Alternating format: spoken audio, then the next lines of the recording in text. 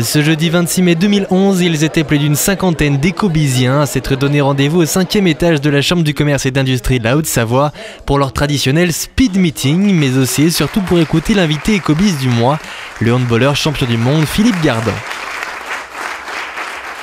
Sacré justement la veille meilleur entraîneur de handball de France, le coach de l'équipe de Chambéry distille pendant près d'une heure et demie les anecdotes sur son passé de sportif de haut niveau. On était lobotomisé, vraiment lobotomisé.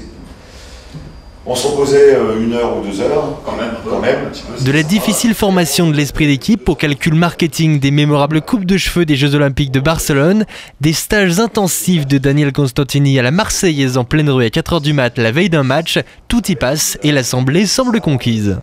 Aux Jeux Olympiques, il y avait des coiffeurs, c'était gratuit.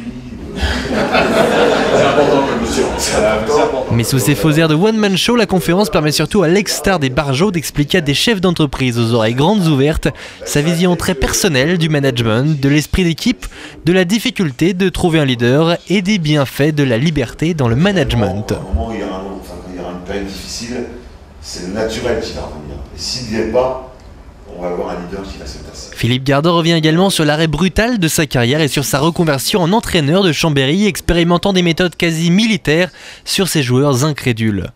Donc les joueurs me voient pour la première fois, salut boule et tout. Terminé. T'as pas bien compris. Ça, donc tout de suite j'ai pris. Il est presque midi, l'heure pour la conférence écobis de s'achever autour du traditionnel buffet. Mais alors un sportif de haut niveau pour parler à des entrepreneurs utiles ou futiles, verdict des écobisiens.